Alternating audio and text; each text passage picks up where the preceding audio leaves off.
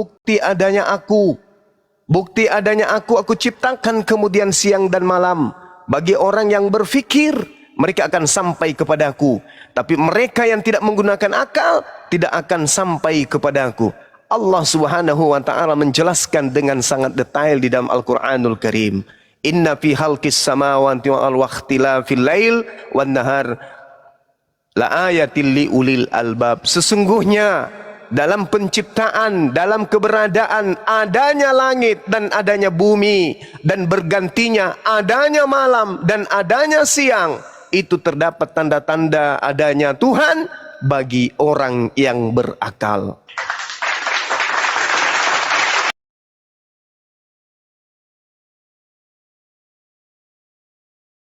Allah, mereka adalah seburuk-buruknya makhluk. Ikan yang ada di kolam tidak bisa menemukan dan tidak mengenal siapa yang membuat kolam, siapa yang memberinya makan setiap saat, siapa yang memberikan air ditambah setiap hari, karena mereka tidak punya akal. Tapi manusia diberi akal. Lihat langit begitu tinggi tanpa tiang, lihat kemudian hari ini siang, sebentar lagi akan petang. Siapa yang menciptakan itu semua? Pemerintah tidak mungkin, PBB tidak mungkin. Lalu siapa? Dialah pencipta langit dan bumi. Lalu kenapa pencipta kita harus menjadi bayi? Kenapa Tuhan kita harus mati dibunuh oleh manusia? Sedangkan alam semesta ini begitu luas, begitu besar. Pasti butuh hakikat pencipta yang menjaga setiap saat. Karena ketika alam semesta ini kehilangan kuasa pencipta, ketika kuasa pencipta itu hilang, mati dibunuh oleh ciptaannya, maka hancur leburlah alam semesta ini. Kembali lagi, ya bang, ayatil li ulil albab. Ini hanya tanda kebesaran Allah bagi orang-orang yang berakal. Yang tidak berakal, dia masih sibuk mencari Tuhan. Yang mana yang Tuhan yang benar? Yang bapak, yang anak, atau yang mana? Masih sibuk. Tapi orang yang berakal, Allah Subhanahu wa ta'ala Tuhan satu-satunya, tak ada yang lain. Demikian.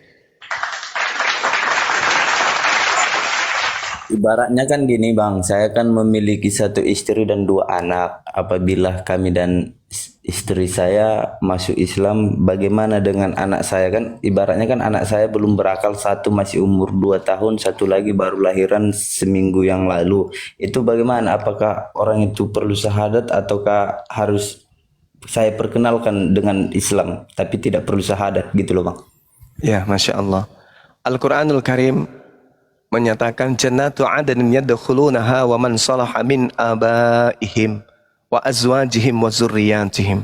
Surga Aden, surga Eden adalah dipersiapkan oleh Allah untuk tempat masuknya orang-orang yang soleh bersama dengan nenek moyangnya, istri pasangannya, suaminya, anak-anaknya, cucu-cucunya. Surga Aden dipersiapkan untuk mereka yang beriman bersama dengan anaknya, bersama dengan istrinya, bersama dengan keluarganya. Nah, sekarang saudara bertanya, bagaimana dengan anak-anakku? Anak-anak lahir itu dalam keadaan suci. Mereka kemudian tidak ada dosa. Kenapa? Karena sejatinya mereka adalah muslim. Kenapa bisa kayak gitu? Ya, pada masa penciptaan mereka dikeluarkan dari keadaan ruh. Mereka mengatakan apa? Wa ashhadahum, ketika kemudian kita dipersaksikan oleh Allah di alam ruh, ala ampusihim, kepada makhluk yang berupa manusia, anak keturunan Adam. Apa kata Allah di alam ruh? Alastu bi rabbikum, apakah kalian bersaksi bahwa aku adalah Tuhanmu? Qalu bala syahidna. Anak-anak kita yang masih di alam ruh berkata apa? Ya Rabb, ya Allah, aku bersaksi engkau adalah Tuhanku. Subhanallah. Lahirlah anak kita. Begitu di alam ruh anak kita bersaksi di hadapan Tuhan, engkau adalah Tuhanku.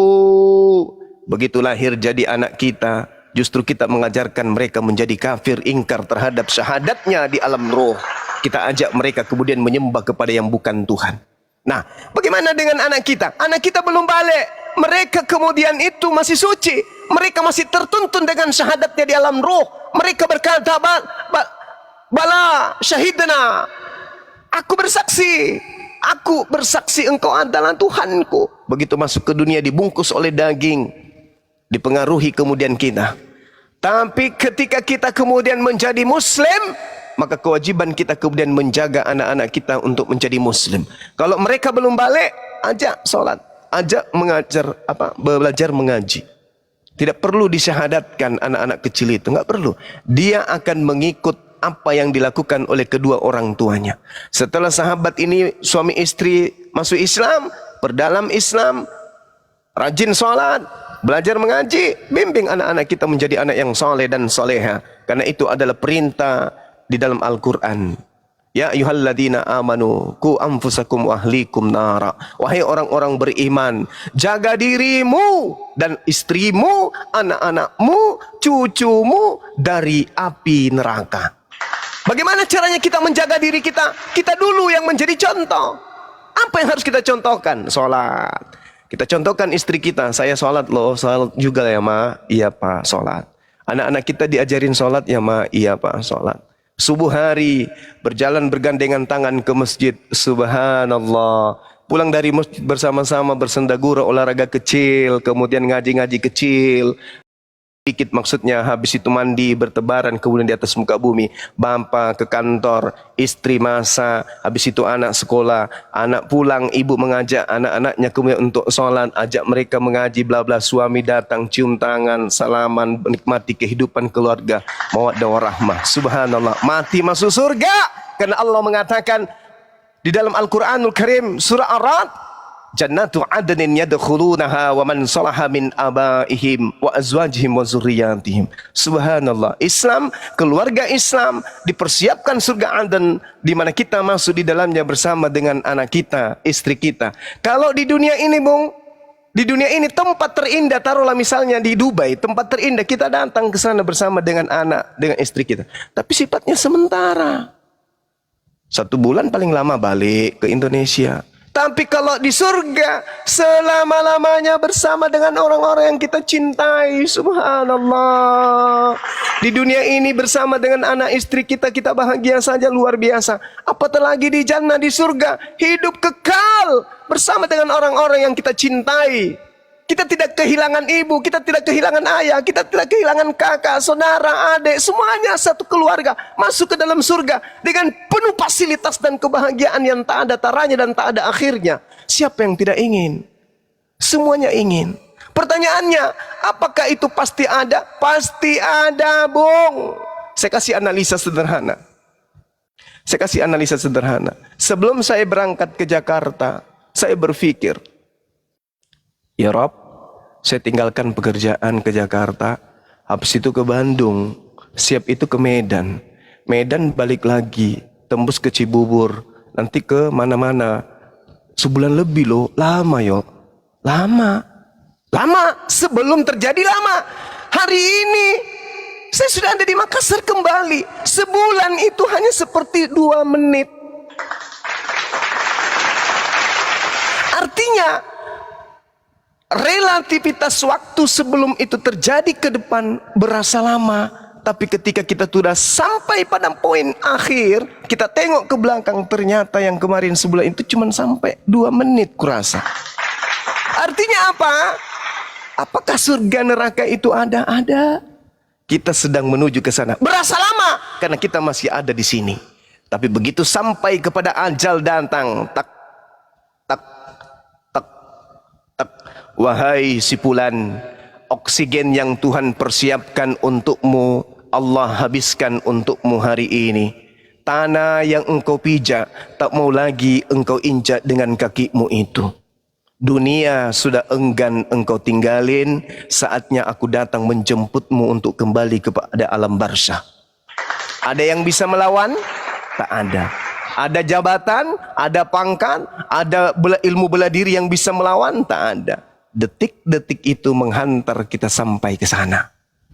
Apa yang terjadi? Sekarang roh kita masih terbungkus oleh daging. Kita masih bisa memilih. Mau makan ini? Nggak enak. Makan ini? Jangan. Bagus yang ini. Mau pergi? Jangan hari ini. Hari Selasa aja. Jangan minggu ini. Minggu depan aja. Kita masih punya kehendak free will. Tapi ketika kemudian jasad kembali ke tanah, roh tinggal sendiri saja. Apa yang roh ingin kehendaki, tak bisa lagi. Roh tidak punya apa-apa lagi. Roh sudah tidak punya daya apa-apa. Saya ingin ke Jakarta, saya ingin ke Bandung, enggak ada. Lalu apa yang terjadi? Roh sepenuhnya bertunduk kepada aturan Allah. Roh tidak bisa ngapa-ngapain. Ya Rabb, apa? Pulang ke bumi lagi. Mau ngapain? Aku ingin bersatu dengan jasadku lagi. Enggak, belum saatnya. Nanti kusatukan jasadmu pada saat hari kebangkitan. Sekarang belum. Jadi aku begini aja. Ya, nikmatin. Kau di alam roh, ketika di dunia hidupmu banyak melakukan kemaksiatan, tengok tuh, aku putarkan videomu. Itu tempat kembalimu nanti. Lihat itu neraka sampai kiamat datang. Ya Rabb, jangan ya Rabb. Tidak bisa, itu amalanmu. Di dunia kau sudah bertemu dengan orang-orang beriman kan? Di dunia kau bertemu dengan umat nabiku. Aku ajarkan mereka untuk menyampaikan risalah kenabian yang mengajarkan kamu kepada kebenaran kan? Iya. Kamu lalai kan? Iya. Nah, lihat tuh video. Ini tempat kembalimu. Maka alam barzah itu disebut dengan alam penyesalan. Kita mau balik ke bumi, gimana ceritanya? Daging kita sudah membusuk. Kalaupun kita terpaksa harus masuk ke dalam jasad yang sudah membusuk, keluar dari bumi, anak istri kita mau terima? Orang di kampung mau terima? Orang sekota mau terima kita? Tidak. Akan menggemparkan dunia bahwa mayat hidup berjalan dengan badan yang membusuk. Kita dipikir apa? Setan. Jadi tak ada tempat kembali. Maka sebelum detik itu datang, la ilaha illallah Muhammad Rasulullah. Hanya itu solusinya. Kenapa? Pada saat jasad tertimbun 2 meter dari permukaan tanah, jasad tak bisa bergerak apapun. Apa yang bisa kita lakukan? Harta tak bisa apa-apa. Anak yang titelnya jabatannya berjenderal-jenderal berbintang-bintang bisa apa? Istri kita yang punya harta berlimpah-limpah bisa apa? Tak bisa apa-apa. Kita tak bisa melakukan apa-apa. Tugas kita sekarang adalah menghadap kepada keridaan pencipta. Itu tugas kita. Roh akan dihadapkan dengan kelakuan kita ketika kita hidup. Tak ada bisa apa-apa. Roh mau ngapain? Roh kita mau ngapain? Tak bisa. Kita mau ini nggak bisa. Kenapa? Karena kita sudah di alam roh, kembali ke alam barzah, kembali kepada hakikat yang semula. Apa itu? Qalu bala syahidna. Persaksian kita dipertanggungjawabkan kepada Allah. Dulu kamu waktu di alam ruh, kamu mengatakan kamu bersaksi aku ini adalah Tuhanmu. Iya kan? Iya. Kok kamu begitu masuk di dunia, aku berikan akal, tapi kenapa kamu lengah? Kenapa justru kamu melupakan aku? Alastu birambikum. Kamu jawab, bala syahidna.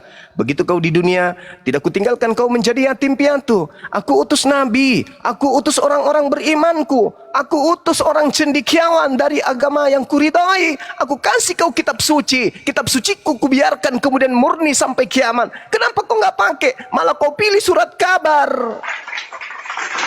Ada kitab sebagai pedoman untuk kembali kepada jalanku siratul mustaqim. Aku sengaja menjaga kitabku, aku sengaja menjaga kalamku, agar aku adil kepada seluruh makhlukku setelah nabi yang terakhir aku utus. Tapi mengapa kamu lebih memilih ingkar, memilih zalim, menjadi orang munafik, menjadi orang kafir? Saatnya sekarang kau hidup dengan ulahmu sendiri. Ketika kamu ada di dunia, kamu sombong, kamu ponga, hanya jabatan sedikit aja kamu sombong, merasa kau paling hebat. Orang semuanya kecil. Dengan jabatanmu kau merasa sombong. Dengan apa yang kau miliki kau memandang rendah semua orang. Sekarang kamu apa? Jabatanmu mana? Hartamu mana? Panggil. Sembahan-sembahanmu yang hebat-hebat itu panggil. Yang konon katanya dia membangkit, dia yang kemudian berikan hidup kekal, panggil. Yang katanya dia menebus dosa-dosamu, panggil sekarang. Hadapkan dia kepadaku.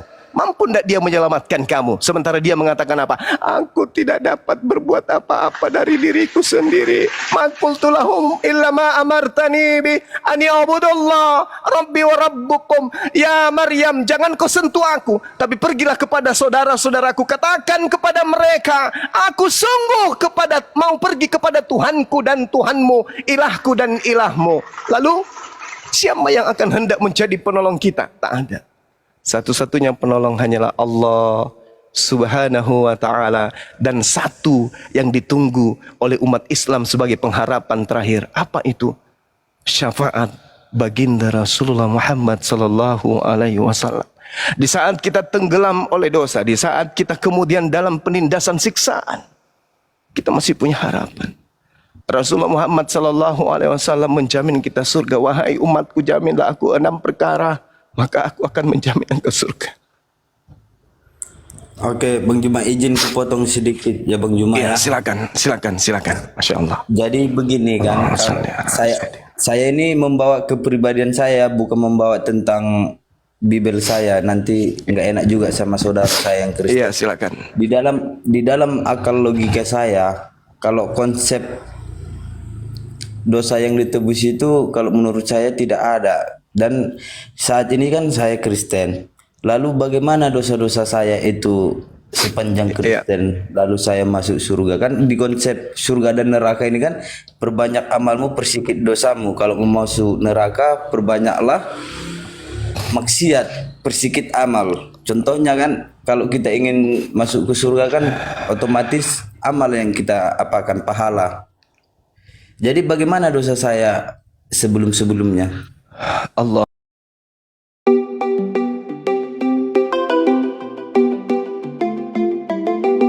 Minasyaitonirrajim.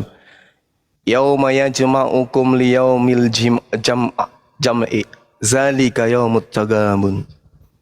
Wa may yu'min billah wa ya'mal salihan yukaffir anhu sayyi'at wa yudkhilhu jannah tajri min tahtihal anhar khalidina fiha abada.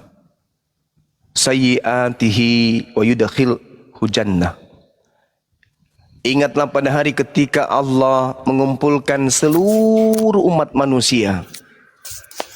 Itulah hari di mana Allah akan mengungkapkan semua dosa-dosa manusia.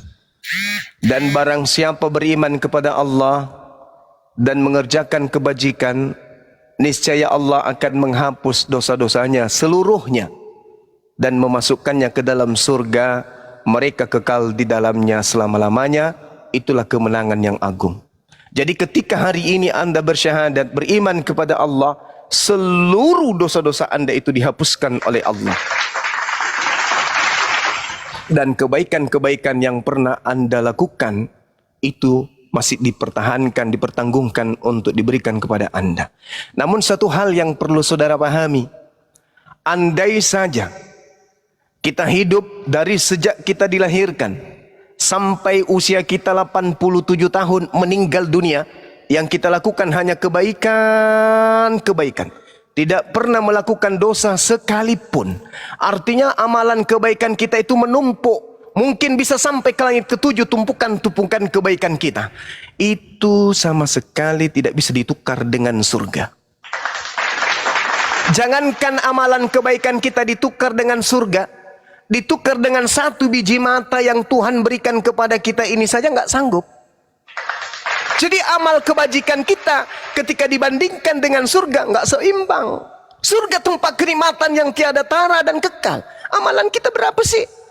Tidak seberapa amalan kita ini. Kita hidupkan usia kita 500 tahun untuk beramal baik. Tidak akan pernah menutupi apa yang akan Allah berikan kita kelak di jannah. Jadi apa dong yang bisa memasukkan kita ke dalam surga? Ridanya Allah. Apa rida Allah itu?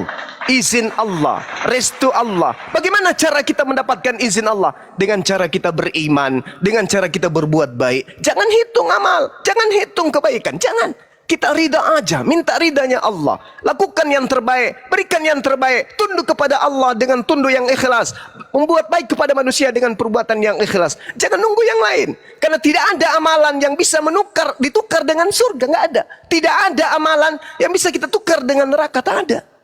Semua hanya ridha Allah. Makanya Allah mengatakan apa? Yauma yajma'ukum liyaumil jam'i dzalika yaumut taghabun wa may yu'min billah. Tuh penekanannya situ. Siapa yang beriman kepada Allah wa ya'mal salihah dan melakukan ajaran amalan-amalan saleh, maka Allah hapuskan dosa-dosanya.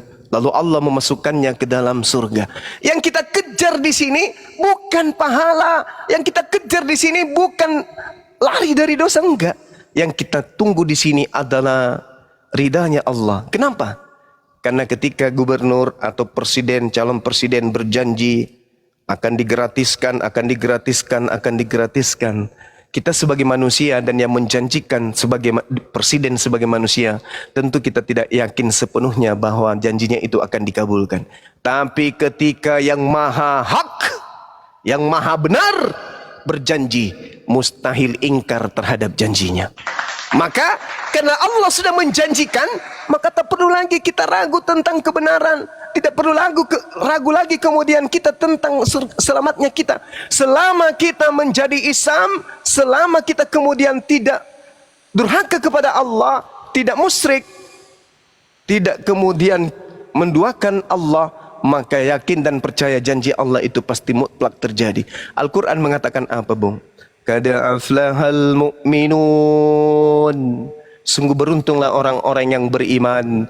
Alladzina hum fi salatihim khashi'un. Yaitu orang yang khusyuk di dalam salatnya.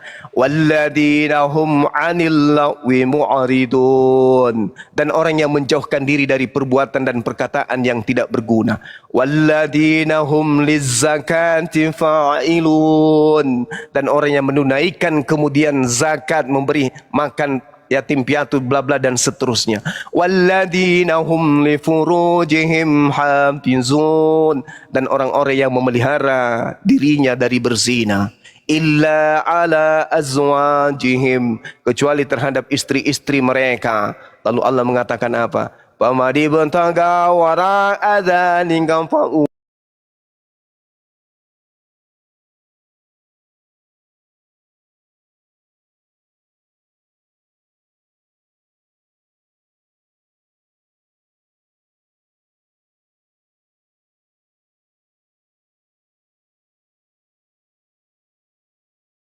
Janji-janjinya. Walladzina hum 'ala salawatihim yuhafizun. Hafizun. Serta orang yang memelihara salatnya. Ulaika hum warithun. Mereka itulah yang mewarisi alladzina yarithunal firdaus, yaitu mewarisi surga firdaus. Hum fiha khalidun. Mereka kekal di dalamnya. Coba bayangkan. Ini janji Allah. Orang yang salat akan bukan warisan tanah 100 hektar, perkebunan, hotel, lapangan terbang, bukan. Tapi surga yang dijanjikan, surga Firdaus sebagai warisan. Jadi berbahagialah umat Islam yang memelihara sholatnya, karena Allah pencipta langit dan bumi yang maha hak, yang maha benar, yang tidak ingkar terhadap janji-janjinya, menyatakan aku berikan warisan kepada umatku yang mendirikan sholat. Warisan apa? Surga Firdaus. Yang namanya warisan tidak boleh diambil oleh orang lain. Yang namanya warisan itu adalah hak prerogatif sang pewaris. Alhamdulillah, umat Islam mendapatkan warisan surga Firdaus.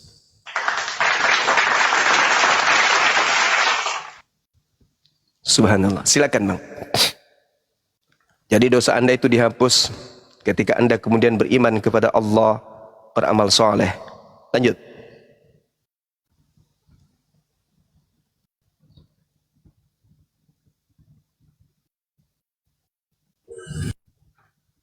Assalamualaikum warahmatullahi wabarakatuh, my brother, Masya Allah. Assalamualaikum Bang Zuma. Waalaikumsalam warahmatullahi wabarakatuh. Bang Gema. Bang Gema. Subhanallah, tadi omongan Bang Zuma itu buat satu dukungan kita, spirit kita untuk lebih maju lagi untuk berdakwah ya. Ternyata Allah memberikan kemudahan kita untuk menikmati nikmat yang Allah berikan pada kita. Salah satunya dengan nikmat iman, Allah cukupkan hidup kita. Allahu Akbar, subhanallah. Sebagaimana katakan Quran, wa iskulna khulu hazil qaryati faqulu minha haitsu si'tum ragadan wa dakhul baba sujadan wa qulu hittatun naghfir lakum khotoyakum wa sanazidul muhsinin. Di sini Allah mengatakan kalau kita berbuat baik, ikhlas pada Allah, apa yang kita mau, Allah akan penuhi kebutuhan kita, bukan sekundernya, tapi pokoknya, primernya kita dibutuhkan. Yang kita butuhkan itu dipenuhi oleh Allah. Itu saya katakan pasti. Ingat ya Bang Masya Zuma ya, Allah. 2 tahun yang lalu saya datang Kalimantan dalam keadaan nggak ada apa-apa. Alhamdulillah Bang. Allah hebat Masya ya Bang. Allah. Allahu Akbar. Satu rokok batang saya itu nggak ada yang kurang di sini Bang. Allahu Akbar. Masya Allah. Subhanallah. Demi Allah, wallah, la ilaha illallah ya. Saya bersumpah ini, detik ini saya menjaga sholat saya dan Allah nggak pernah melupakan rezeki untuk saya. Masya Allah. Jangan takut teman-teman. Ya, terus jalan membangun Zuma ini. Dia ini orang yang selalu istiqomah di jalan Allah. Qul hazi sabili ad'u ila Allah ala basiratin wa man ittaba'atani wa subhanallahi wa ma ana minal musyrikin. Ya, itu jalannya Rasulullah itu yang dilakukan sama Bang Zuma ini. Apa harga diri kita kalau seandainya kita itu sampai menjual nama agama kita demi kebutuhan perut kita, demi jabatan, demi ketenaran? Gak ada itu semua. Ini Allah akan angkat derajat manusia itu pada saat kita tuh bicara sesuai dengan agama kita. Ini dia contohnya orang ini. Kita berjibaku dulu dengan Bang Zuma. Ya. Alhamdulillah. Itu. Makanya saya salut sama orang, ya Allahu Akbar abang kita ini. Yuk kita Masya Allah. bareng-bareng kita lindungin para mufasir kita, para ulama-ulama kita. Ini termasuk ulama kita dia. Ulama kita, yang namanya ulama itu orang berilmu.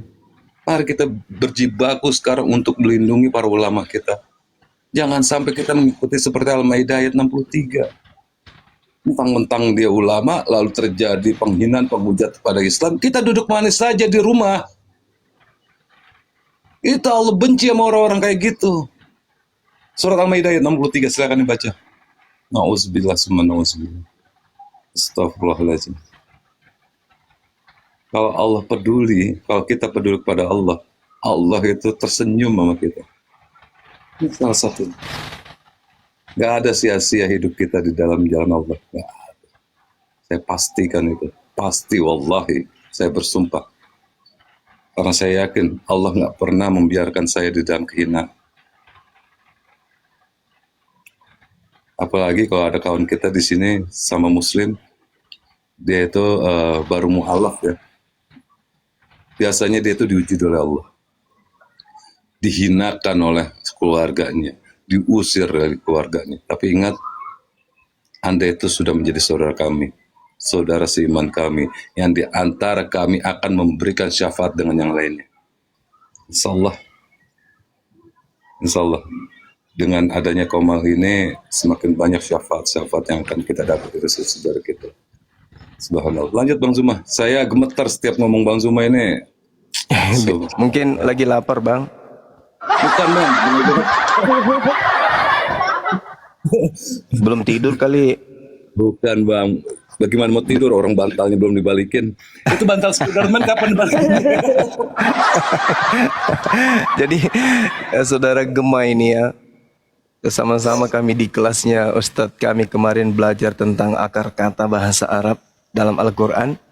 Beliau itu kebanyakan tidur di belakang.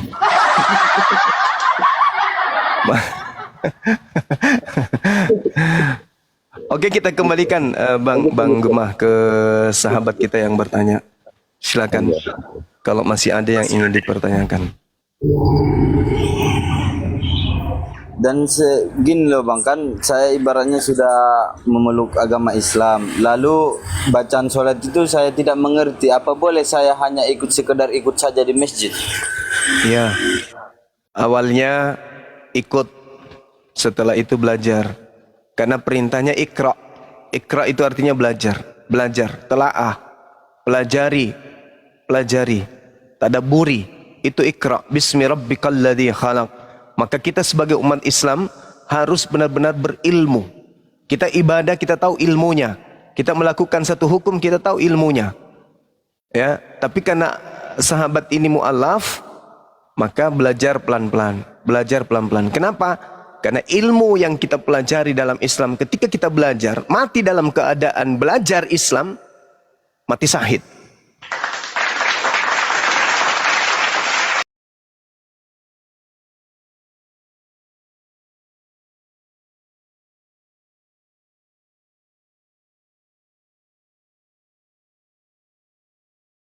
Bismillahirrahmanirrahim. Alhamdulillahi Rabbil Alamin. Ar-Rahmanir-Rahim. Maliki Yawmiddin. Iyyaka na'budu wa iyyaka nasta'in. Ihdinas siratal mustaqim. Siratal ladzina an'amta 'alaihim ghairil maghdubi 'alaihim waladdallin. Amin. Hanya itu yang Anda bisa. Lalu sahabat ini ajarkan kepada anak-anaknya. Besok hari dia hafal bacaan itu dari antum, dari saudara. Begitu kita sudah tak ada di dunia, setiap kali dia membaca surah itu karena kita yang ngajarin, pahalanya ngalir juga ke kita. Beliau anak kita ngajarkan kepada cucu kita juga mempelajari dan menghafal ayat itu dan mengamalkan. Setiap kali cucu kita membaca, pahalanya mengalir ke kita. Cicit kita diajarin juga, begitu terus menerus. Dia menjadi santri, dia pesantren, dia dirikan sekolah-sekolah, dia ajarkan semua siswanya bacaan Al-Fatihah, maka seluruh bacaan Fatihah murid-muridnya itu pahalanya mengalir kepada kita. Subhanallah. Inilah indahnya Islam. Makanya usia umatnya Nabi Muhammad itu diperpendek. Kenapa? Cakupan cari amalnya itu sangat luas. Bayangkan saja puasanya itu senilai dengan 1000 bulan. Kalau 1000 bulan itu berapa tahun itu abang-abang? Kalau 1000 bulan. Kalau 1 tahun 12 bulan. Kalau 100 tahun berarti taruhlah 8. 8 kali 10 berarti berapa itu? 8 tahun. Subhanallah. Gila. Berarti sama halnya, misalnya 86 tahun, kita berpuasa sebulan penuh, itu pahalanya sama dengan kita beribadah selama 86 tahun kurang lebih. Nah, kalau dalam kehidupan kita melewatkan 30 bulan suci Ramadan, atau 40 bulan suci Ramadan, kalikanlah tadi, maka usia kita jauh dibandingkan usia yang ada menurut tingkatan amal perbuatan yang kita lakukan. Subhanallah. Nah, bagaimana kalau anak-anak kita menghafalkan surah-surah itu dari kita sampai ke anak keturunan seterusnya 7 turunan ke depan, maka pahala kita subhanallah. Makanya Allah menjanjikan itu, bahwa orang-orang yang sholat sudah pasti mengajarkan anaknya yang sholat. Orang-orang yang menjaga amanah sudah pasti menjaga anaknya untuk mencari amanah.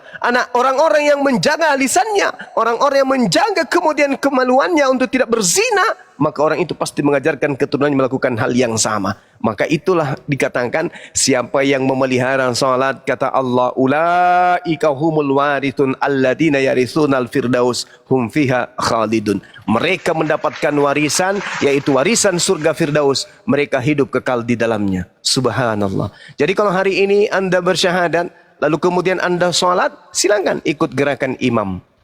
Lambat laun, mau tidak mau pasti sahabat ini akan belajar. Akhirnya menjadi guru dalam rumah tangga. Ingat tadi, ya ayyuhalladzina amanu qu anfusakum.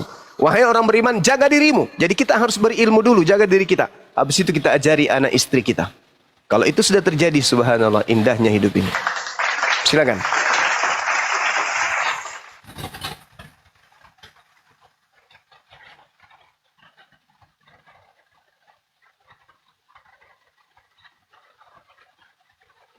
Ya, silakan Bang Misteri. Ya, silakan Pak Pria. Iya, kalau untuk saat ini sudah cukup sih, dan tentang pernikahan pun sudah cukup mengerti. Pada intinya memang kalau di dalam pernikahan ini harus nikah lagi, iya kan Bang? Iya, betul.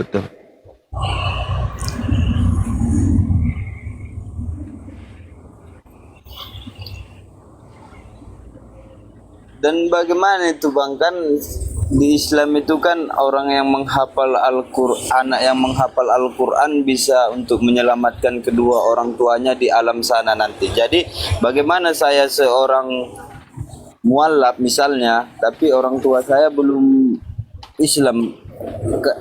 Tentu kan di konsep Islam ini kan yang bukan Islam tidak akan masuk surga. Dan apabila saya masuk surga dan orang tua saya tidak masuk surga, apakah bisa saya menolong orang tua saya tersebut di satu saat nanti? Masya Allah.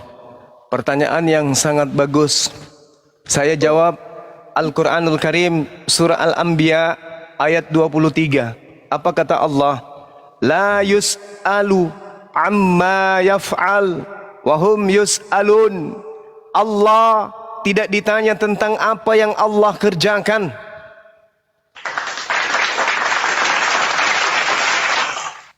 Yang mengerjakan surga, neraka bukan kita, tapi Allah. Nah, sekarang kalau Anda punya anak atau Anda sendiri jadi penghafal Quranul Karim, lalu kemudian ada kemudahan, barang siapa yang menghafalkan Al-Quran 30 juz, maka dia bisa memberikan keringanan atau surga kepada sekian banyak keluarganya.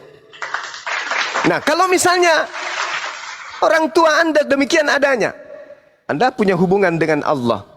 Allah maha melihat, Allah maha mendengar, Allah maha menyaksikan, Allah maha memutuskan. Maka kita tidak punya hak untuk melarang itu. Kita tidak punya hak untuk membatasi Allah. La yus'al amma yaf'al. Allah tidak ditanya tentang apa yang dikerjakan. Itu hak prerogatif Allah. Kalau Allah ingin memasukkan kedua orang tua kita ke dalam jannah, bukan hak kita untuk melarang, bukan hak kita untuk memerintah. Semua kembalikan kepada Allah. Surga nerakanya seseorang tergantung kepada Allah. Maka kita kembalikan kepada Allah. Kita tidak perlu pertanyakan itu.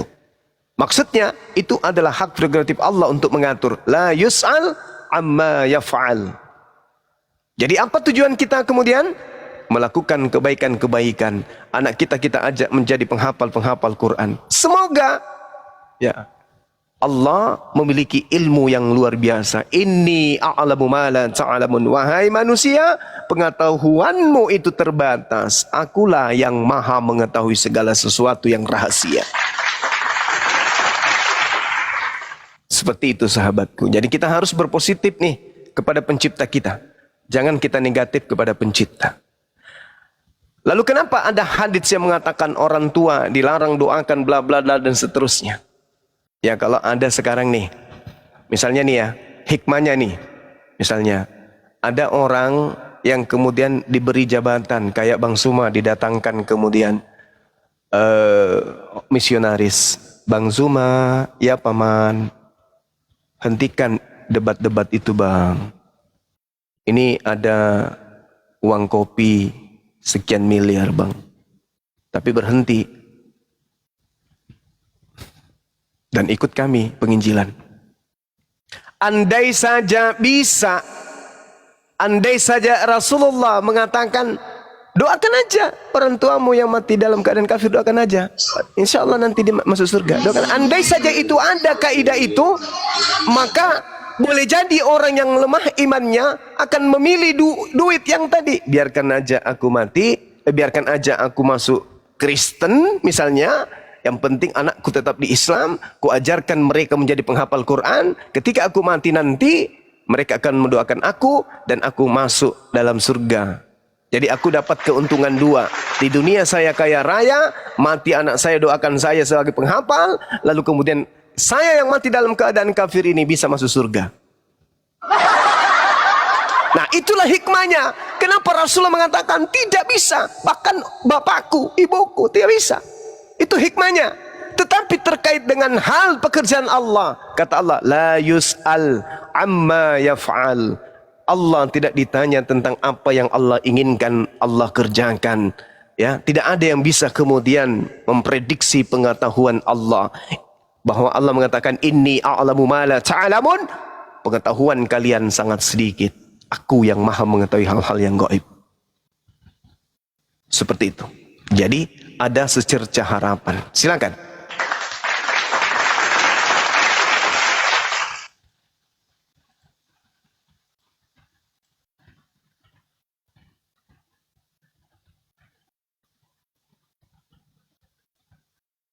Ya, Pak Pria. Monitor. Iya kak. Ya, silakan.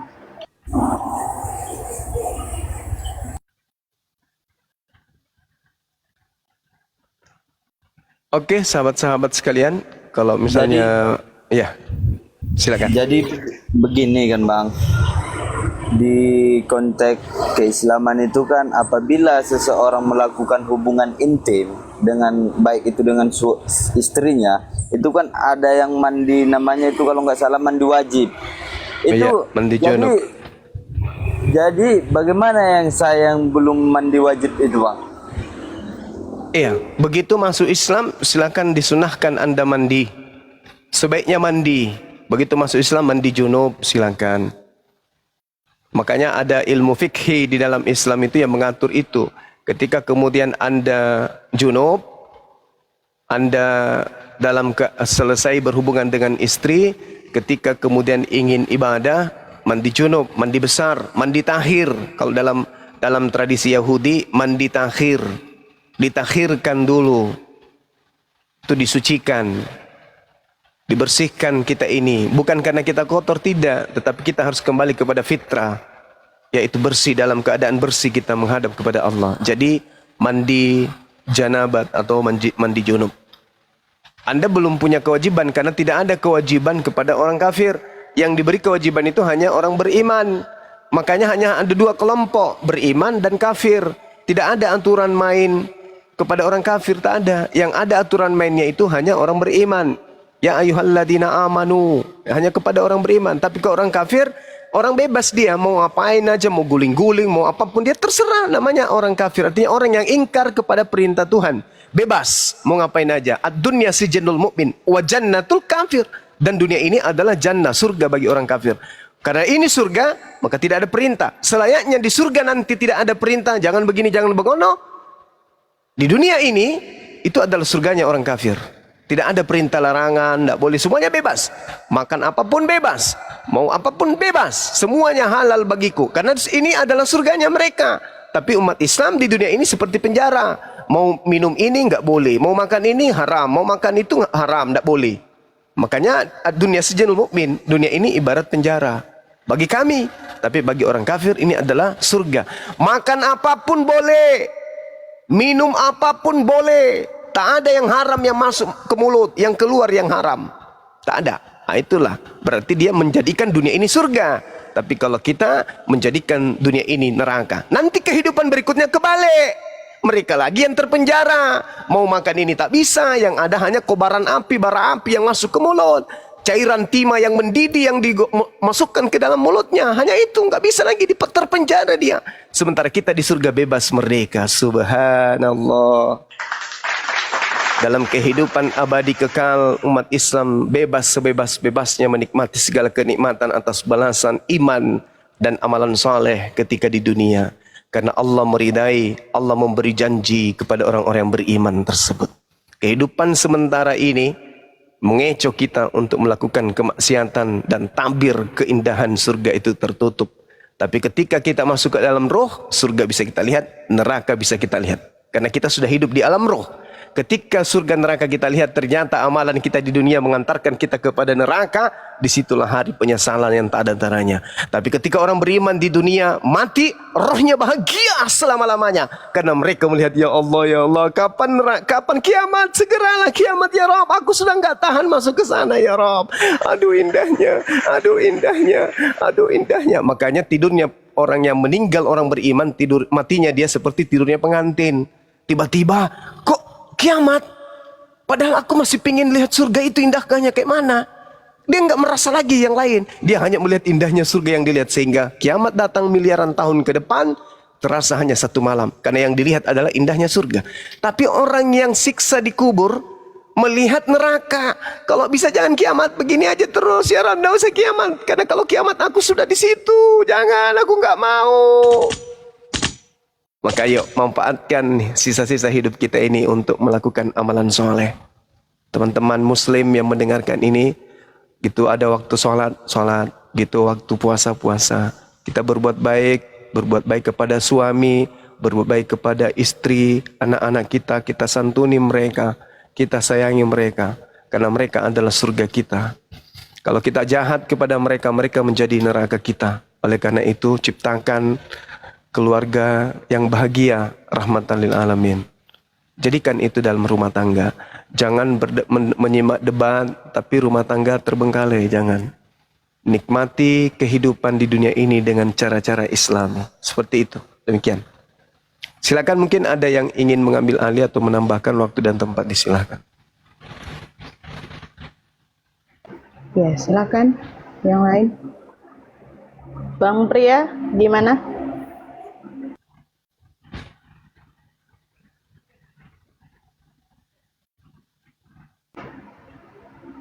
Bang Pria.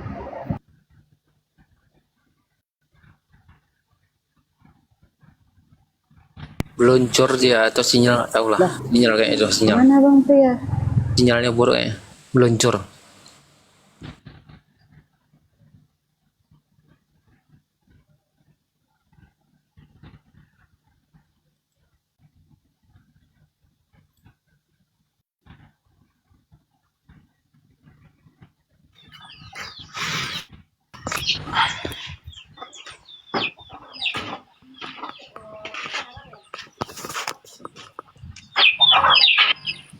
Ya, selamat siang Bang Daud. Selamat siang. Agamanya apa Bang? Oh, Kristen. Kristen apa Bang? Ya, Kristen. Denomnya apa Bang? Berapa sih Kristen? Ya. Silakan. Bang Ya, mana Juma, semua. monitor. Iya.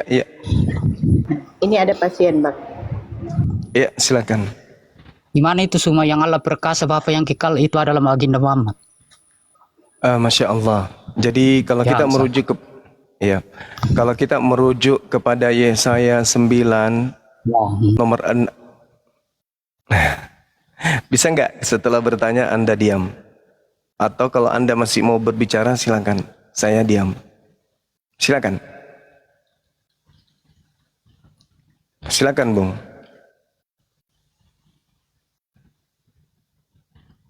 Oke, kita anggap sudah ya. Nah, di dalam kitabnya orang Yahudi, ketika dikatakan Kielet Yulat Lanu Beni Tan Lanu, di situ diterangkan sebab seorang anak telah lahir, Yulat, telah lahir.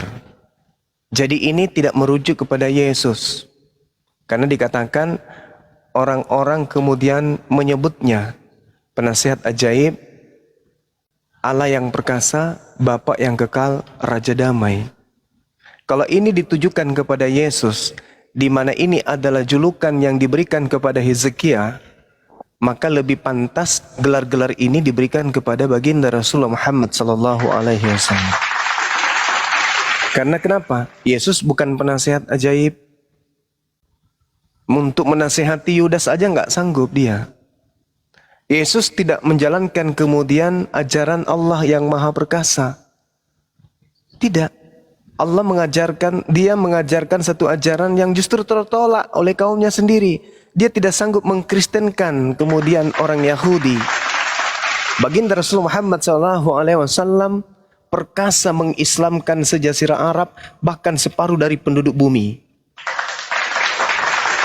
Kemudian disebut sebagai Bapa yang kekal. Yesus datang di tengah-tengah Bani Israel, ajarannya cuma berapa saat, kemudian setelah dia pergi, ajarannya hancur lebur. Sedangkan Rasulullah Muhammad SAW datang membawa ajaran La ilaha illallah Muhammad Rasulullah, kekal sampai hari kiamat. Tidak berubah. Kemudian yang terakhir, Raja Damai. Yesus tidak bisa mendamaikan antara muridnya dengan orang Roma, antara Yahudi dengan penjajah Romawi, nggak bisa.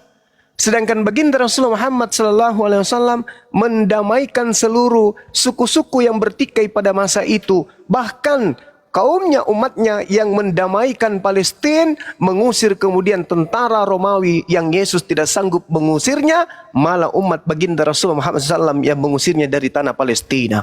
Berarti baginda Rasulullah yang lebih pantas kemudian duduk di Yesaya 9 nomor 6, disebabkan karena semua gelar-gelar yang diberikan kepada anak yang telah lahir di sini itu bisa diberikan kepada baginda Rasulullah Muhammad SAW sesuai dengan fakta yang terjadi. Yesus bisa? Nggak bisa.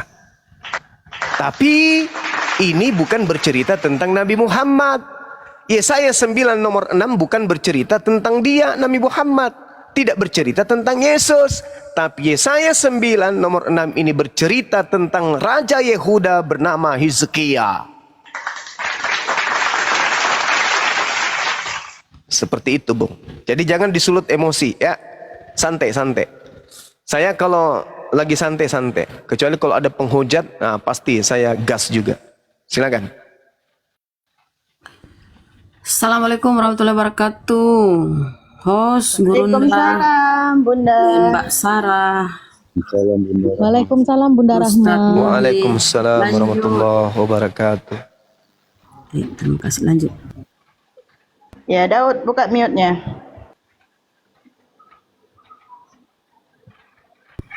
Belum saya selesai bertanya ini. Iya, silakan Bang.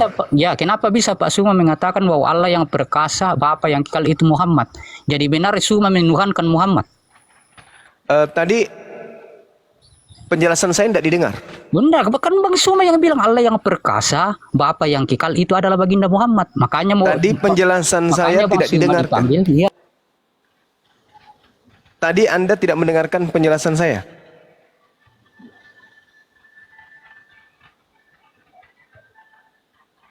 Apakah tadi Anda tidak mendengarkan penjelasan saya?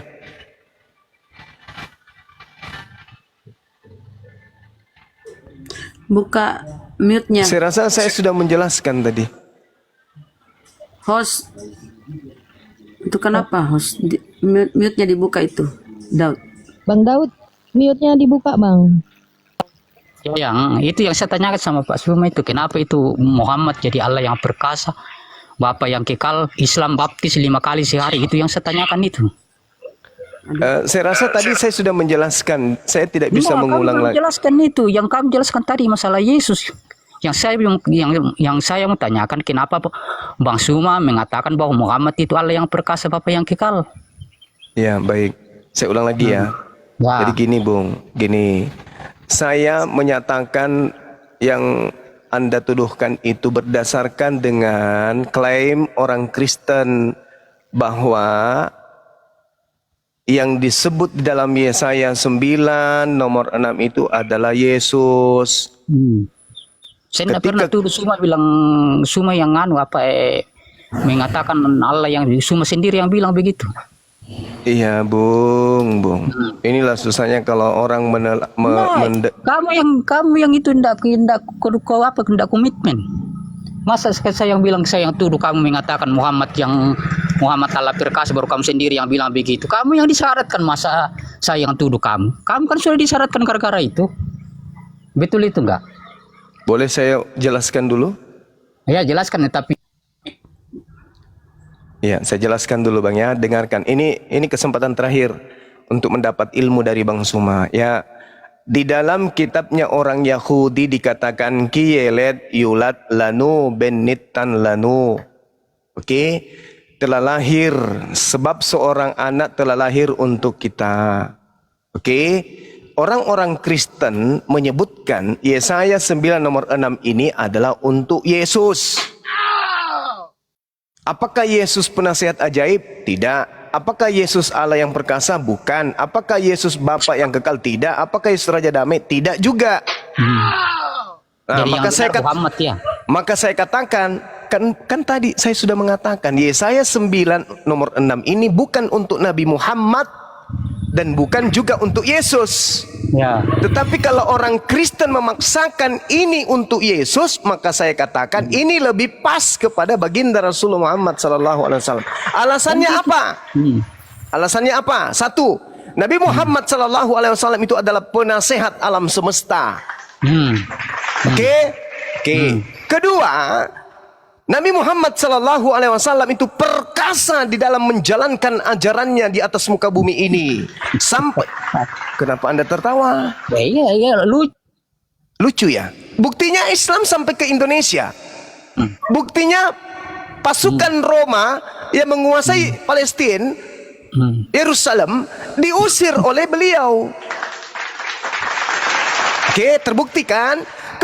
Kemudian dikatakan Bapak yang kekal. Ajaran Nabi Muhammad sampai hari ini, bahkan sampai hari kiamat kekal, tidak pernah berubah Al-Quran itu. Yesus mana Injil yang diajarkan oleh Yesus? Tak ada. Sudah. Belum. Kemudian disebut Raja Damai. Nabi Muhammad kemudian mendamaikan alam semesta. Begitu penjajah datang di Belanda 350 tahun lebih lamanya Kristen menjajah di Nusantara, ajaran Nabi Muhammad datang kemudian mengusir penjajah. Damai Indonesia, merdeka Indonesia. Anda pun bisa menikmati itu. Yesus mendamaikan apa? Tidak bisa Yesus. Jadi kalau Kristen memaksakan Yesaya 96 ini yang bukan untuk Yesus dipaksakan untuk Yesus, maka saya katakan ini lebih pas kepada baginda Rasulullah Muhammad sallallahu alaihi wasallam. Jadi pas itu Muhammad disebut Pas. Bapa yang kekal. Meskipun ini hanya untuk Hezekia, bukan Jadi untuk menurut Sunnah Nabi itu pas itu kalau Muhammad. Muhammad yang disebut. Kalau dipaksakan, maka lebih pas Nabi Muhammad. Jadi pas Gitu. kalau Muhammad disebut Allah yang perkasa, Bapa yang kekal. Karena yang disebut Allah perkasa di sini Hezekia, manusia. Allah yang perkasa maksudnya Allah bersama dengan Hezekia. Allah yang perkasa itu mendampingi Hezekia. Allah yang maha perkasa itu bersama dengan baginda Rasulullah Muhammad sallallahu alaihi wasallam. Bukan Nabi Muhammadnya yang Tuhan, bukan, tapi yang backingan Nabi Muhammad itulah yang Tuhan yang maha perkasa. Begitu cara Jadi belajarnya. sudah Pak Suma, boleh saya lagi bertanya semua? Silakan. Jadi Pak Suma setuju bahwa yang benar itu adalah Muhammad yang Allah perkasa, Bapa yang kekal, bukan Yesus. Subhanallah. Tadi saya Ya. sudah menjelaskan Nah. ini bukan untuk ini Nabi yang kamu yang sebutin, kamu yang bilang begitu, yang Allah yang perkasa, Bapa yang kekal itu Muhammad. Ini Itu kan bukan dipanggil untuk Nabi kamu. Muhammad. Ini bukan untuk Nabi Muhammad. Ini untuk Raja Hizkia, bukan untuk Yesus. Saya tidak mengatakan Nabi Muhammad itu adalah Allah. Saya tidak mengatakan Nabi Muhammad itu Bapa. Tidak. Boleh kamu bersumpah. Sumpah demi Allah, saya ini Muslim, saya masih waras, saya bukan orang gila. Tidak seperti ente. Ente yang mengatakan Yesus itu adalah Allah yang perkasa. Apanya Yesus yang perkasa? Coba tunjukkan keperkasaan Yesus, tunjukkan. Keperkasaan Yesus tunjukkan ke saya. Nanti kita bahas masalah Yesus, kita selesaikan dulu Allah yang perkasa. Sudah selesai. Allah yang perkasa itu julukan untuk Raja Hizkia. Selesai. Kenapa kamu dipanggil? Ya, jangan di-mute. Ya jangan dimana. Kenapa kamu dipanggil sadat tulang? Oke, karena teman-teman saya Sebab kamu dipanggil menganggap sadat tulang. iya, saya bersyahadat kapanpun. Anda suruh saya bersyahadat, sekarang saya bersyahadat. Yang dipanggil sama ulama Asyhadu itu an kamu la kan sadat ilaha tulang itu. illallah wa asyhadu anna Muhammadar Rasulullah. Kapanpun saya diminta bersyahadat, karena itu rutinitas ibadah saya bersyahadat. Ya kenapa kamu Waktu disyaratkan ulang sama ulama itu? Apa sebabnya? Apa sebabnya kamu disyaratkan? Karena mereka para ulama itu mendengarkan fitnahan. Kalau saya Enggak, mempersamakan. Siapa yang fitnah kamu? Siapa yang Kalian seperti ini sekarang Anda memfitnah saya. Enggak ada yang fitnah kamu sendiri. Oke, yang kalau mengatakan begitu bahwa Anda yang mau perkasa Anda Bapa yang Anda kekal dengarkan Muhammad. enggak? Anda dengarkan enggak penjelasan saya tadi? Enggak. Kamu sendiri Oh, Anda bukan enggak dengar. penjelasanmu itu muter-muter. Penjelasanmu itu muter-muter.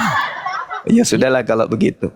Berarti saya tidak punya kekuatan untuk bisa memahamkan saudara. Silakan dengan pemahaman saudara. Saya boleh bertanya enggak? Pertanyaan saya cuma ini. Saya boleh balik bertanya tidak? Saya boleh bertanya enggak? Belum Saudara selesai Daud. semua. Belum selesai. Saya boleh bertanya enggak? Saudara Daud yang lagi gemetaran, boleh enggak saya bertanya? Murai nama kutana, murai nama kutana. Murai nama kutana. Akitek mu murai di kutanai ya sule mengko dio banua bobo si sola kandepekan. Akitek mu murai di kutanai sule mengko kande bobo si sola asu. Hah? Tumbai. Akitek mu mengerti, tek mu mela di kutanai sule mengko kande bobo si sola pekan. Ini Ustaz tolol ini betul kalau ditanya dia menghujat sudah ini tololnya ini Ustaz. Saya hujatnya di mana? Disyaratkan. Saya hujatnya di mana? Kamu bertanya, saya menjawab. Saya menjelaskan. Kenapa saya membawa Yesaya 9 nomor 6. Saya sudah jelaskan. Oke? ini hanya untuk Raja Hezekia, bukan untuk Nabi Muhammad, bukan untuk Yesus. Kenapa ada pernyataan saya seperti itu dulu? Karena orang Kristen menganggap ini Yesus. Maka saya katakan, kalau ini untuk Yesus tidak pas, lebih pas kepada baginda Rasulullah Muhammad sallallahu alaihi wasallam. Kalau Anda tidak mendengarkan, ya bagaimana saya bisa menjelaskan? Saya tidak bisa, saya bukan dokter yang bisa membuat orang gila jadi waras. Itu loh. Silakan sahabat yang mau menambahkan. Assalamualaikum warahmatullahi wabarakatuh, Gurunda. Waalaikumsalam. Lu semua jangan dulu kabur. Sebenarnya yang bilang bahwa Nabi Muhammad itu Allah yang perkasa itu gua loh sebenarnya, bukan Gurunda. Gua loh yang bilang Nabi Muhammad itu Allah yang perkasa, raja yang kekal, hakim yang damai. Itu gua itu sebenarnya. Kok jadi ke Gurunda? Biasalah kebencian, kebencian. Pansos. Mau pansos ya, Daud mau pansos. Oh, kebencian. Itu yang ngomong Bencian. itu, yang mau ngomong itu ini Kelvin sebenarnya. Kalau mau tahu tuh, ini kita luruskan semuanya nih. Pas dialog itu kan? Betul nggak? Iya, pas dialog itu kan, pas dialog kemudian ada yang bilang mana yang lebih pantas, Yesus atau Nabi yang cocok untuk ya saya ini? Ya Nabi lah. Nabi lebih cocok lah, perkasa. Nabi 30 kekuatan Nabi lebih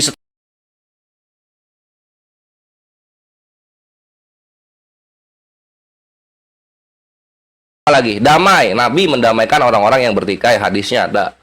Apalagi sih? Hakim yang adil. Ada, Nabi menghakimi orang-orang pagan Quraisy ketika ingin meletakkan Hajar Aswad di Ka'bah gitu. Satu lagi apa ya Gurunda ya? Lupa. Apa ya satu lagi itu? Ingat gak lo diskusi Raja Damai. waktu itu kita di tempatnya siapa? Oh Raja Damai, udah Raja Damai.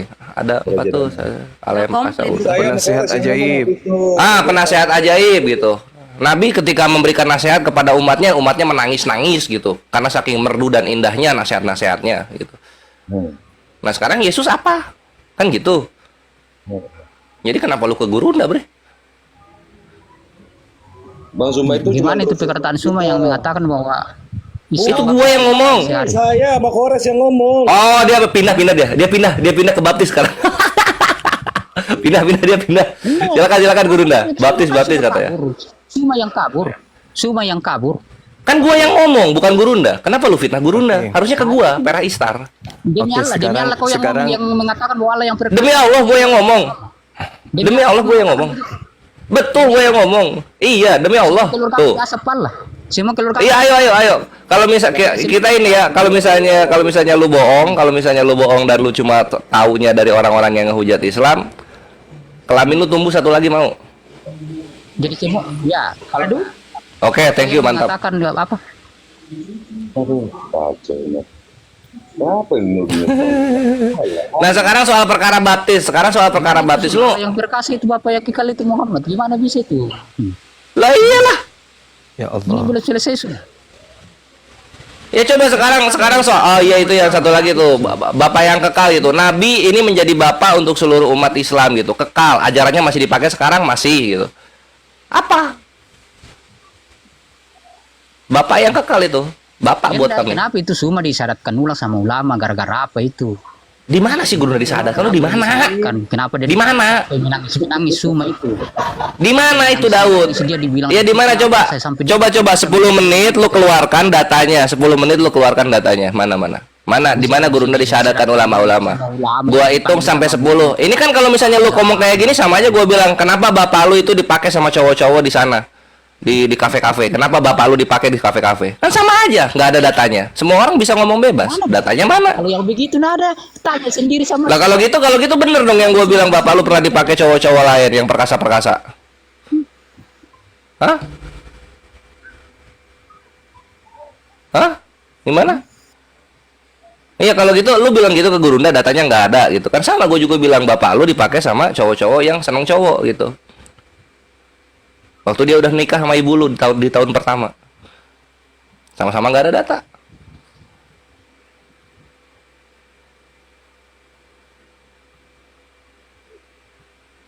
Mau sepi.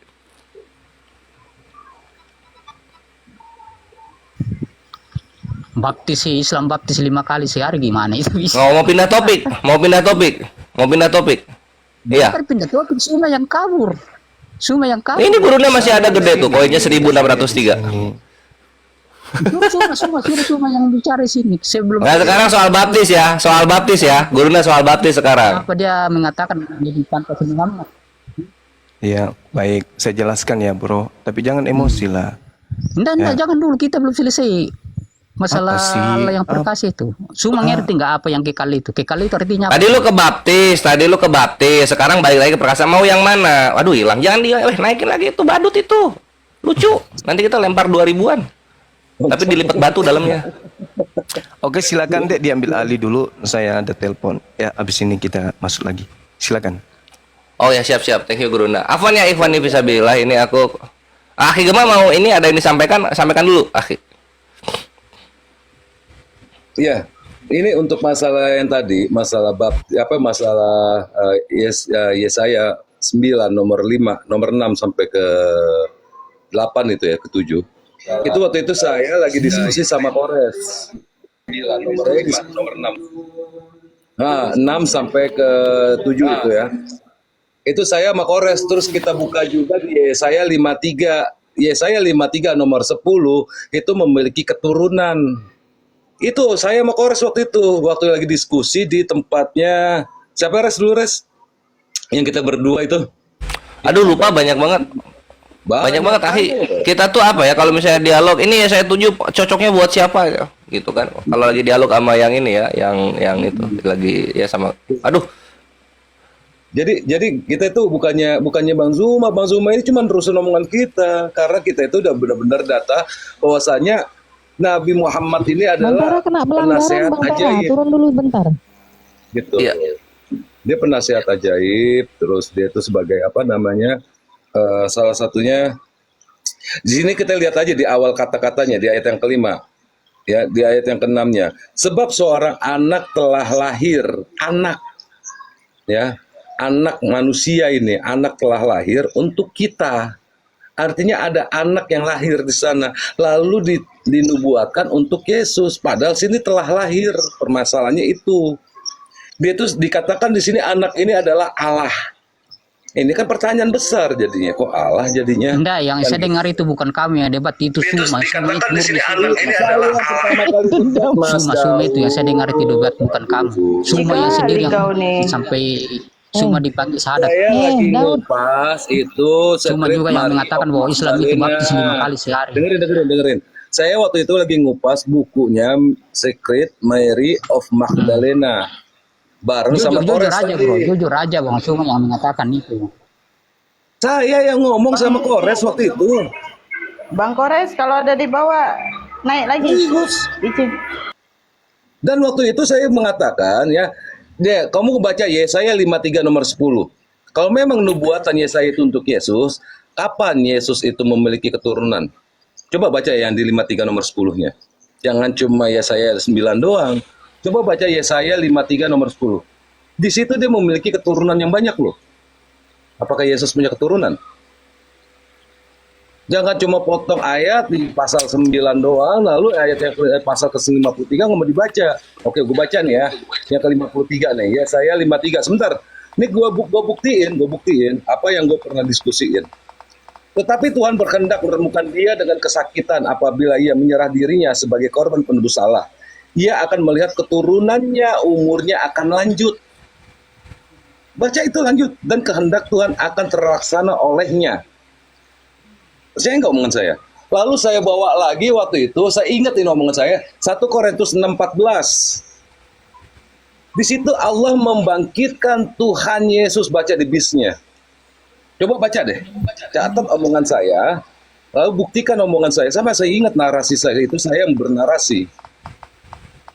Dari Yesaya 9 nomor 5 dari 6 sampai nomor 6 sampai 7, lalu lari ke Yesaya 53 nomor 10, lalu saya bawa langsung ke 1 Korintus 6 nomor 14. Di situ Tuhan Anda yang bernama Yesus dibangkitkan oleh Allah. Itu kejadian 3 tahun yang lalu. Saya Kores sama waktu itu siapa lagi tuh? Ada 3. Bang Zuma nggak ada. Begitu. Jadi jangan memfitnah sesuatu yang kamu tuh nggak tahu. Oh, masalah saya di Udah. tempatnya si Udah Ion. dijelaskan pun apa maksudnya, udah dijelaskan. Di Iya, situ mana di benar, situ Yesus? benar. Coba baca ya Yesaya 1 itu ya. Yesaya 1 coba kau baca. Apa di situ judulnya Yesaya? Ada juga Muhammad di situ. Yesaya Ada Muhammad 1 juga tuh di judulnya. Yesaya di situ. Yesaya enggak ada. Adakah Muhammad juga di situ? Gini. Kenapa? Kan Jelek banget sinyalnya Daud Muhammad ini, di situ. dialog juga nggak bisa. Coba, dia nggak akan Kami dengar, tidak, delay masuknya. Kami tidak pernah memaksakan untuk Rasulullah. Kami tidak paksakan seandainya. Enggak ada yang paksakan ya. Nah, kalau kau mengaku untuk Yesus itu coba tunjukkan. Di Yesaya 1 nomor 1, apa bacaan di situ? Penglihatan yang telah dilihat Yesaya bin Amos tentang Yehuda dan Yerusalem dalam zaman Uzia, Yotam, Ahaz dan Hezkia, raja-raja Yehuda. Coba baca itu Yesaya 1 nomor 1. Di mana di situ untuk Yesus? Mana di situ untuk Yesus? Penglihatan tuh, baca Yesaya 1 nomor 1. Penglihatan yang telah dilihat Yesaya bin Amos tentang Yehuda dan Yerusalem dalam zaman Uzia, Yotam, Ahaz dan Hezkia, raja-raja Yehuda. Kapan Yesus jadi raja? Kapan? Di situ tertulis telah lahir. Yesus waktu itu belum lahir. Jarak antara ini ribuan tahun. Seandainya terus itu akan lahir, di situ telah lahir. Coba host Adakah lain Muhammad tolong gedein. gimana dengan Muhammad? Jangan kau ke Muhammad, kami nggak ada urusan. Lebih pantas Muhammad. Itu seandainya. Jadi itu untuk Yesus. Terus kenapa Sekarang Sila saya mengatakan- minta kenapa kau Sila mengatakan tunjukkan bahwa untuk yang Yesus. Allah yang berkasih Bapa yang sekali itu Muhammad? Nenek. Kafir. Tunjuk di situ untuk Yesus mana? Bunda Rama izin. jangan sampai ini. Santai aja kita. Ini di 1 Korintus ini jawaban terakhir dari saya waktu itu saya sama Kores lagi diskusi ini. Saya buka ini. Di 1 Korintus 6 nomor 14 baca di sini. Allah yang membangkitkan Tuhan akan membangkitkan kita juga oleh kuasanya. Artinya Allah ini berbeda dengan Tuhan ini. Nggak percaya? Kita lihat di bis. Allah sudah menghidupkan, baca nih ya, saya ulang nih. Allah sudah menghidupkan Tuhan Yesus dari kematian. Begitu juga Allah akan menghidupkan kita dengan kuasanya. Artinya Allah orang Islam membangkitkan Yesus ini karena Allah ini punya orang Islam. Waktu itu diskusi kami itu dengan Kores begini. Jadi yang namanya di Yesaya 9, Allah itu berbeda dengan anak yang telah lahir itu. Paham nggak sekarang? Di sini ayat Anda mengatakan Allah itu membangkitkan Tuhan Yesus Ya kenapa Anda. bisa Muhammad itu Yesaya 5 itu? Kenapa Nah, bisa karena jadi dia buatan Allah Muhammad? itu Itu yang berbeda saya dengan pertanyakan. manusia yang lahir. Sesuai dengan kitab Anda, Yesus juga berbeda dengan Allah. Kenapa Anda katakan di Yesaya 9 itu adalah Yesus? Ini aja udah berbeda. Ini loh datanya. Yang pantas Muhammad ya bukan Ini Yesus. 3 tahun. Ya, yang pantas Muhammad bukan Yesus. 3 tahun saya diskusi sama Kores. Hezkia, Bang Budi, dia nggak mau itu Hezkia di situ Nah, Hezkia. Muhammad, ini saya tanyakan Muhammad. Ya udah ya, Muhammad kau bukan ke Yeskia, neraka bukan sana. Yeskia, Kau bukan. ke neraka sana. Wah, capek ya? Diki, Ya, yang lain aja naik. Udah ada capek kita kalau ribut gara-gara itu. Udah dijelaskan, semua disampaikan guru Sabar tadi. Bunda, sabar Bunda. Jangan jadi yang benar Nabi Muhammad atau Yeskia di situ? Yang benar yang mana nih? Ya anyway Ikhwan ya. Ah siap. Ya Ikhwan ya, di sini aku sebagai apa? Mursalun dari api ingin mengabarkan kepada kalian pembukaannya seperti biasa. Sampai jumpa di TV nasional. Sampai jumpa di TV nasional. Untuk apa? Untuk aksi yang akan kita lakukan terhadap aksi yang telah mereka lakukan. Reaksi kita supaya cepat ini serius, supaya cepat umat muslim satu Indonesia tahu apa yang terjadi di dunia medsos oleh para penghujat Islam kepada Islam, maka kita akan melaporkan balik supaya cepat aja gitu kan di TV nasionalnya. Maka dari itu silahkan fastabiqul khairat untuk proyek kita saat ini proyek akbar Ikhwan. Insya Allah kita akan menggerakkan satu Indonesia untuk memberitahu, woi Islam Indonesia, udah saatnya kalian tahu ada sesuatu yang musik-musik kita di dunia medsos gitu kan. Kita angkat semua itu orang-orang terkemuka yang membenci Islam dari pihak sebelah. Kita angkat semua.